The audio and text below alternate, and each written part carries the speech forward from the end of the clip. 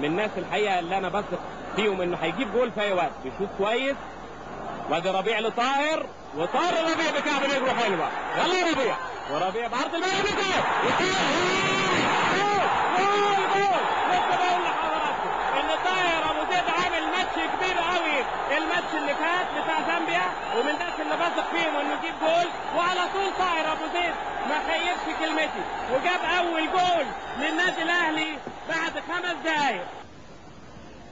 محسن لمحمود جابر، ومحمود جابر كرة كنترول محمد حازم، محمد حازم بالفرد وده يجيب جول.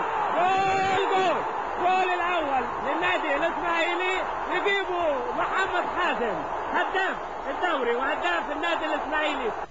وماشي طارق خليل، 15 طارق، وبيلعب كرة حلوة جوه جول جوه جول جوه جول. حسام حسن جوه جول جوه جول. على ساعتنا فات 10 دقايق والنتيجة لا تزال 0-0. شاطت جول. طاهر ابو زيد قنبله، قعد الجول على نصبه ودخل الجول الاولاني بعد 10 دقايق.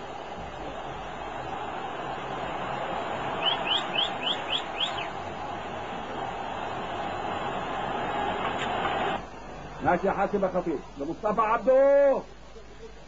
مصطفى عبده عليها، يطلع الجول كيبر ياخدها. جراديتو دخل مع مصطفى عبده على طول نمرة 11 تمكيني، صحة وتطول. طارق خليل مجدي عبد الغني بيشوط، تخبط في نار واحد وتروح طاهر ابو زيد على طول. علاء ميهوب حلوة لمصطفى عبده جميلة وبالعرض. هو الجول الثاني طاهر ابو زيد. الاسد كورة حلوة. الجول الثاني طاهر ابو زيد بعد 28 دقيقة. كورة مرفوعة من مصطفى عبده يحطها طاهر ابو زيد. ابو زيد 2. مجدي حط الجول الثالث. مجدي عبد الغني. يبقى الجول الاولاني طاهر ابو زيد في الدقيقة 10. الجول الثاني طاهر ابو زيد في الدقيقة 28. الجول الثالث مجدي عبد الغني من ضربة جزاء في الدقيقة 18.